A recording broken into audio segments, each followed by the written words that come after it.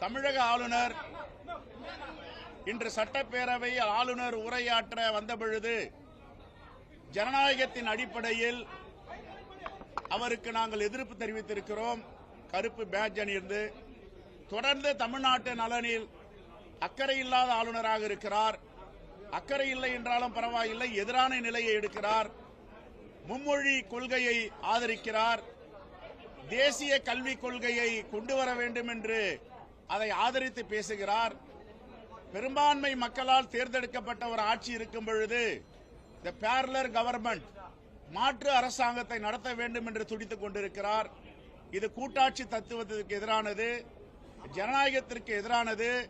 இப்படிப்பட்ட செயலை தொடர்ந்து மேதகு ஆளுநர் RN ரவி அவர்கள் தமிழ்நாட்டு மக்களுடைய நலனில் அக்கறை இல்லாத ஆளுநராக இருக்கிறார்.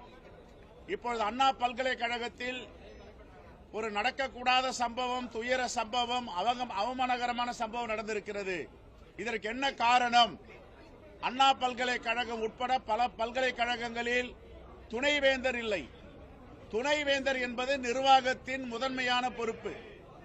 அங்கு நிர்வாகம் இல்லை, துணைவேந்தர் இல்லை என்பதால் அங்கே இப்படிப்பட்ட தவறுகள் நடப்பதற்கு ஏராளமான வாய்ப்புகள் இருக்கின்றன.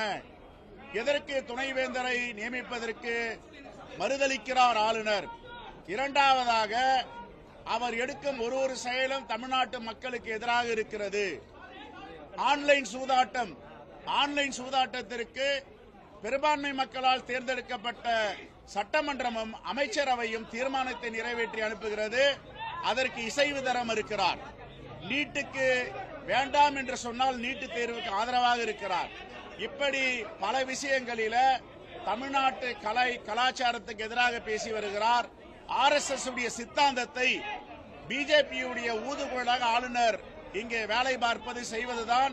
வன்மையாக கண்டித்து அவருக்கு எதிர்ப்பு தெரிவித்து இன்று காங்கிரஸ் பேரியக்கத்தின் சட்டமன்ற உறுப்பினர்